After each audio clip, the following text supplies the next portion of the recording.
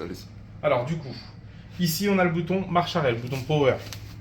Donc juste, on peut appuyer dessus, directement off. On entend la pompe qui est encore en train de circuler, mais là elle est éteinte, elle est coupée.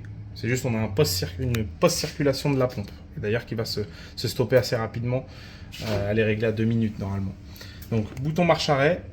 Donc là on voit qu'on a le petit robinet et le mode chauffage. On a une température, cette température on ne la regarde pas, à part quand on fait des réglages. Donc on va, là vous ne pouvez plus appuyer, donc quand on appuie sur plus ou moins, on a No qui se met en marche parce que tout va se régler avec la petite télécommande au niveau des températures sanitaires et chauffage. Ce qu'on peut venir faire, c'est juste appuyer sur mode, donc une fois, et j'ai le sanitaire qui s'est effacé, donc du coup là je suis que en mode chauffage, donc je ne peux plus avoir d'eau chaude. L'autre bouton mode, on peut l'appeler mode été, donc c'est-à-dire malgré que la télécommande ait ce mode aussi, on supprime manuellement à la chaudière le côté chauffage. Donc là on est en mode, on va dire été, sans chauffage, donc on n'a que l'eau chaude qui fonctionne. Et donc là on voit la pression s'afficher, donc 2,0 bar. D'accord, donc 2 bars, hop. Et quand je rappuie une fois sur mode, là j'ai plus rien du tout en bas, donc ni sanitaire ni chauffage, et j'ai que la pression qui s'affiche. Donc là on peut avoir besoin de faire ça quand on veut contrôler la pression. D'accord. Donc pour remettre de l'eau, donc si jamais la chaudière descend en dessous de 1 bar, donc 1,0, donc quand elle sera à 0,9, 0,8, etc., il faudra remettre de la pression à l'aide de cette petite manette. Hop. Donc c'est une manette qui se retire, hein, tout simplement. Mais allez-y, filmez plus en bas. Hop, voilà. Elle se remet tout simplement. C'est juste un prolongateur. Donc du robinet. Donc on la tourne. Comme une, moi je prends en termes mémotechniques, on la tourne comme si on mettait une bouteille d'eau à l'envers, donc je l'ouvre et je la ferme. Je la ferme dans le sens d'une aiguille d'une montre, je l'ouvre dans le sens contraire, et donc ça redescend un petit peu quand on l'ouvre, on garde la main dessus, on surveille la pression à l'afficheur, et une fois qu'on est arrivé à 1 bar 5, hop, on referme correctement en remontant. Donc là, on est bon pour ça, et donc on n'oublie pas de remettre les modes eau chaude et chauffage.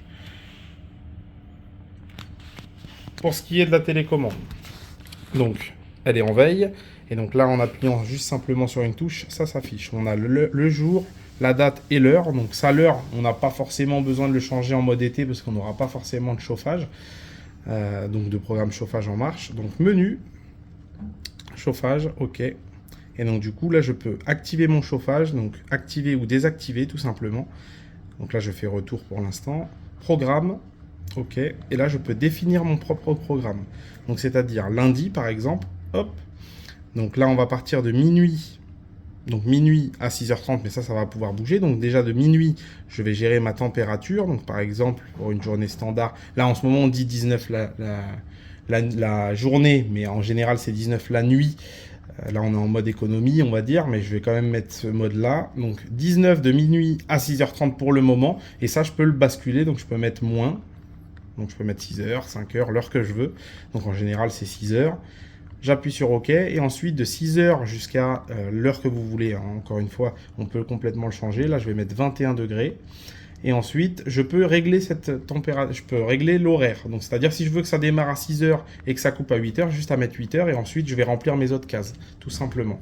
Donc là je laisse 6h, 22h. Comme ça au moins on est bon. Et de 22h à minuit je remets donc mes 19 degrés que je veux en mode nuit, ou on peut appeler ça le mode éco. Hop, voilà, donc là j'ai fait le nécessaire et donc je rappuie sur OK.